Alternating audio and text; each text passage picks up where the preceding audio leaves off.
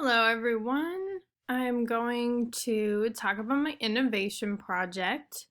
I personally had a really hard time with this because I'm not a person who thinks this way. So, when I finally did come up with something, it was pretty exciting.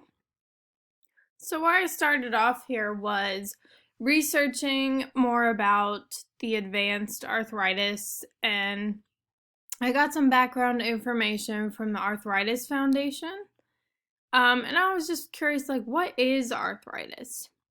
So I learned that arthritis is not just a single disease, it's an informal way of reoccurring joint pain or joint disease. And there's actually more than 100 types of arthritis and related conditions, which I thought was also crazy.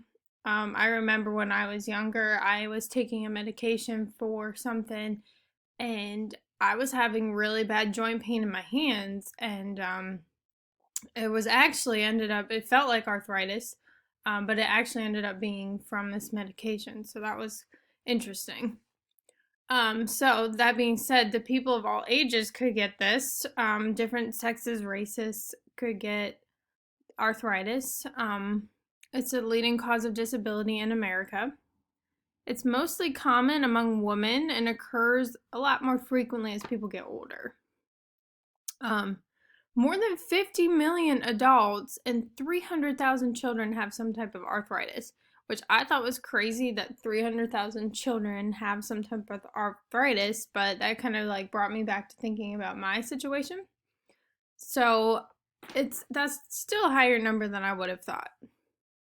And some symptoms of arthritis and swelling, pain, stiffness, decreased range of motion. The symptoms of arthritis come and go. They could be mild, moderate, or severe. They stay the same for years but could progress or get worse over time. Severe arthritis can result in chronic pain, inability to do activities, and make it difficult to walk or climb stairs, or open things, depending on where the arthritis is. Arthritis causes permanent joint changes. Changes can be visible, such as knobby fingers, or the joints inside of you could be seen by x-rays. So for example, maybe a hip joint, that would be seen on an x-ray.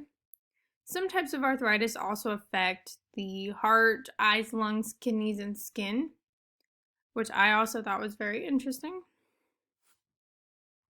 So this was all the background information that I learned. So then I took this and I presented it to my students.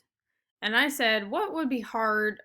I gave them the background information on arthritis, of what I just told you. I gave them some of that information. And then I said to them, what would be hard for someone to do if they did not have full motion in one or more of their body parts? And some of the ideas that they came up with, they might have trouble walking, trouble going up the stairs, hard time picking things up, difficulty getting up, or hard time moving or opening something.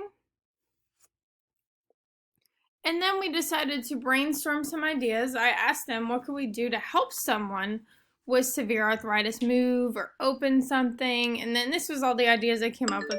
Sorry, it's a little bit sloppy. I was trying to write fast as they were talking. So they came up with lots of different ideas. And from that, we decided to choose a device to help someone that could not fully open their hands or like had difficulty bending over or picking something off the ground. Why we chose this is because it was safe, easily operable, user-friendly. The pieces are easily accessible, and this idea gave multiple uses. It helps somebody pick things up. It also helps somebody like bending over, so we kind of like the idea of that it had multiple uses. For this object to be successful, we said it had to be lightweight, easy to use, easy to manipulate, user-friendly, and affordable.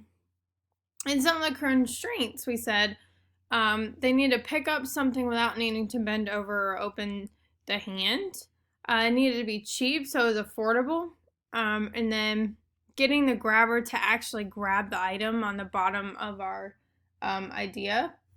And then gripping had to be considered as well. And then something that would not damage the floor as you were gripping an item.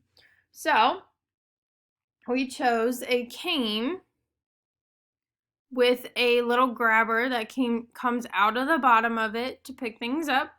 And here were some of the students' ideas.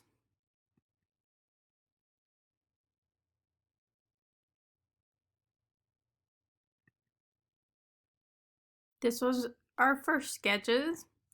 And then, unfortunately, I looked it up on the internet and realized that this product had already existed. And this is just one example of the canes. It's called the Handy Cane. And this is just one example. They're all about in the same price range, that like $40 to $60 range. So I decided to go back to the idea board. Think about again, what can we do to help somebody with severe arthritis move or open something? And then we decided to, this brainstorming session that I had was with a different set of people, some of my friends. So I decided to focus on somebody who could not fully open their hands, open a sliding screen door. Why I chose this because it was safe and easily operable, user-friendly, and the pieces used were easily accessible. For this item to be successful, it needed to be lightweight, easy to use, easy to manipulate, user-friendly, and affordable. And the constraints would be open the door without having to open your hand, cheap so it's affordable, getting the door to slide properly, gripping the door, and something that would not damage the door. So here is the first sketch we came up with. The fishing wire is fed through a screen, the screen of the door. There's a weight attached to the bottom of the fishing wire. And you would pull that weight to open the door.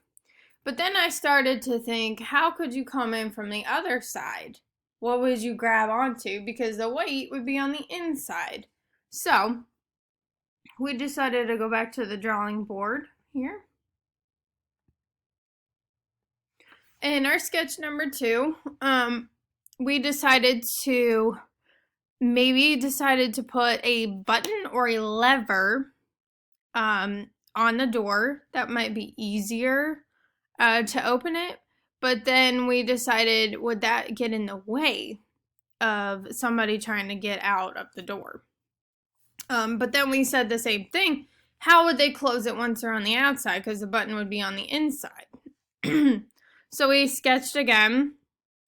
So we decided that the button or lever could still work if we made it a magnet, and it demagnetizes as you press that button or pull that lever. And then when you were to close it, it would automatically lock. But then the same problem, how do we close it from the outside? So we decided that it would automatically lock if we couldn't open the hand all the way, to make it easier for the person. But then we also decided that maybe we could put a button on the other side of the screen door, so that when you did go out, you could press the button and it would work the same way as the one on the inside. And it brought us to our final design here, which is the little fishing wire through the screen. There's a little, what is it called? Retractable device, kind of like where the screen door would go to. And then there's a little foot pedal at the bottom here that you would press with your foot to open and close the door on both sides. So there's a foot pedal on the inside and there's a foot pedal on the outside attached to the same door and working the same way. And then the handle here still would have a magnet in the door so that it would automatically magnetize back in the lock as you were trying to close it. And one of my friends' grandparents actually does have something like this in their home and finds it very useful.